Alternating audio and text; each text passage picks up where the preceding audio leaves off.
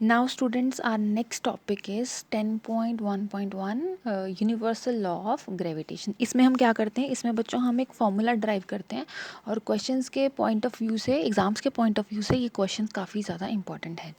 सबसे पहले हम ये इसकी स्टेटमेंट है, every body in the universe attract every other object. जितनी भी ऑब्जेक्ट्स हैं हमारे यूनिवर्स में वो अट्रैक्ट करते हैं अदर ऑब्जेक्ट्स को, ठीक है।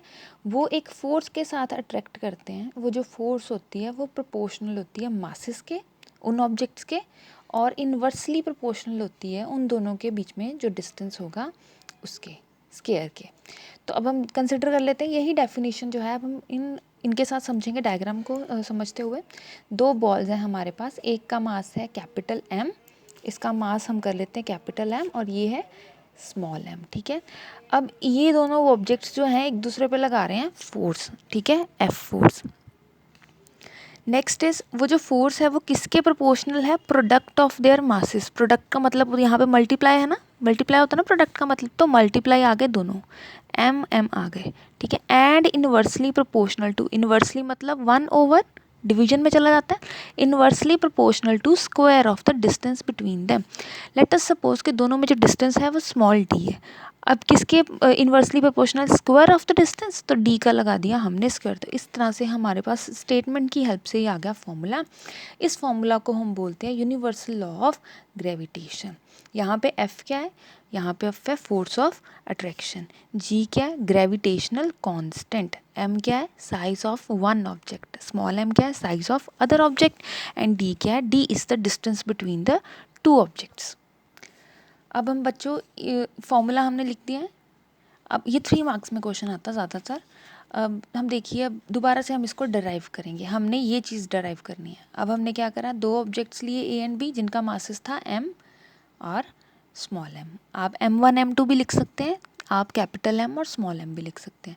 अब एफ क्या आ गया, उनके बीच का फोर्स ऑफ अट्रैक्शन आ गया, ठीक है। अब क्या करते हैं, फर्स्ट लाइन क्या थी, force of attraction is directly proportional to product of their masses. तो मासेस का प्रोडक्ट आ गया, मल्टीप्लाई में आ गए दोनों। नेक्स्ट लाइन क्या कहती थी, force between the two objects is inversely proportional to square of the distance between them. Distance क्या है इन दोनों के ऑब्जेक्ट के बीच का, डी है ना, स्क्वायर आ गया। अब हमने इन दोनों को क्या कर दिया, इक्वेशंस को कंबाइन कर दिया। एफ एक तरफ आ गया, ये प्रोपोर्शनैलिटी का साइन होता है, एक तरफ आ गया ये M multiply by M over D square. अब जब भी ये प्रोपोर्शनैलिटी का साइन हटता है ना, एक कांस्टेंट वैल्यू आ जाती है।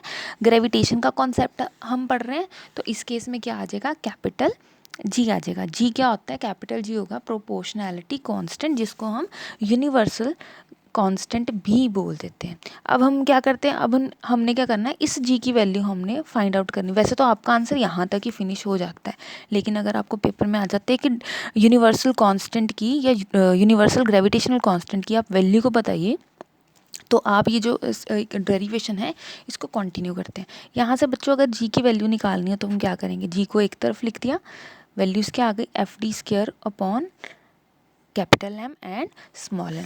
अब now you have to turn the page, page turn करते के साथ आपको ये वैल्यू आ जाएगा। अब एसआई यूनिट बात कर लेते हैं। एसआई यूनिट क्या होता है, न्यूटन मीटर स्क्वायर के जी स्क्वायर इनवर्स। ये है एसआई यूनिट। किसका एसआई यूनिट है, ये जी का एसआई यूनिट है। ये 1 मार्क क्वेश्चंस में आपको एमसीक्यूज में आ सकता है। नेक्स्ट जो जी था, इसकी वैल्यू किसने फाइंड की थी, हेनरी